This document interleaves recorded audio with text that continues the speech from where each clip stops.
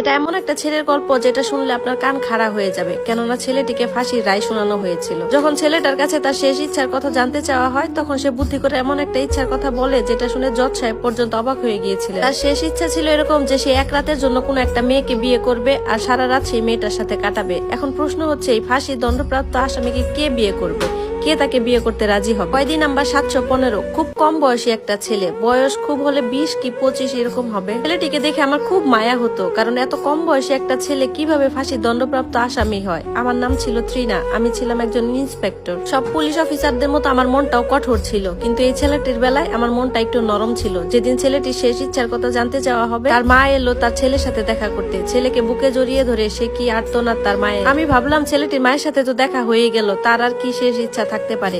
তার ফাঁসির আর প্রায় 48 ঘন্টার মতো সময় আছে। আমি তার কাছে গিয়ে গেলাম, তোমার তো শেষ ইচ্ছা পূরণ হয়ে গেছে তাই না, তোমার মা এসেছে তোমার সাথে দেখা করতে।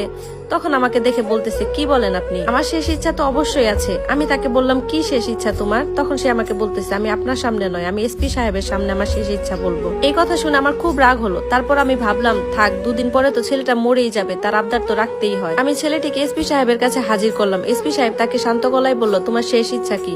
তখন ছেলেটি বলল, আমার শেষ ইচ্ছা, আমি এক রাতের জন্য একটা মেয়েকে বিয়ে করতে চাই আর তার সাথে সারা রাত কাটাতে চাই। এসপি সাহেব তখন অবাক হয়ে ছেলেটিকে জিজ্ঞাসা করলো, কোন মেয়ে তোমাকে এক রাতের জন্য বিয়ে করে তার জীবনটা নষ্ট করতে যাবে? আমি তো নিশ্চিত কেউ তোমাকে বিয়ে করতে রাজি হবে না। তখন ছেলেটি বলল, আপনি এক কাজ করেন, আপনি আমার এলাকায় মাইকিং করে দেন, আপনি ঘোষণা দিয়ে দেন যে আমাকে কেউ বিয়ে করবে কিনা। এরপর এসপি সাহেবের নির্দেশে আমরা ছেলেটির এলাকায় মাইকিং করে দিলাম আর এটাও বলে দিলাম যে ছেলেটি মৃত্যুদণ্ডপ্রাপ্ত আসামি। 2 দিন পর ছেলেটির ফাঁসি হবে। এরপর বিকেল বেলা গার্ড এসে বলতেছে যে জেলে নাকি নববধূ সেজে একটা মেয়ে এসেছে আর সাথে করে একটা কাজীও নিয়ে এসেছে। আমি তো গিয়ে মেয়েটিকে দেখে অবাক হয়ে গেলাম, বয়স প্রায় 19 কি 20 হবে।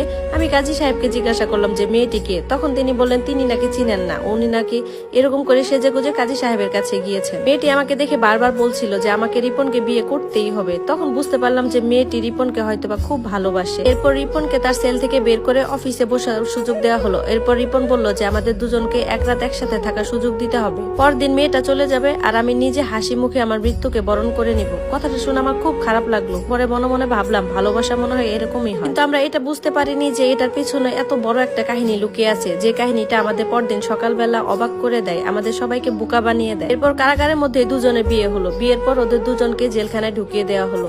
কিন্তু সকালবেলা যে কাণ্ড ঘটলো সেটা দেখে তো আমি হতবাক। রাতের বেলা দুজনকে লকআপে ঢুকিয়ে দিয়েছিলাম, কিন্তু এর কিছুক্ষণ পরেই লকআপ থেকে হালকা হালকা আওয়াজ আসতে লাগলো। আমরা সেটাকে পাত্তাই দিলাম না, কারণ লকআপে এমন একটা মজবুত তালা ঝুলিয়ে দেওয়া হয়েছিল যেটা ভাঙার সাধ্য কারণ নেই। এরই মধ্যে আমি ঘুমিয়ে পড়লাম। এর কিছুক্ষণ পর হালকা চিৎকারের শব্দ পেলাম। আমি দ্রুত সেখানে দৌড়ে গেলাম। দেখলাম রিপনকে যে মেয়েটা বিয়ে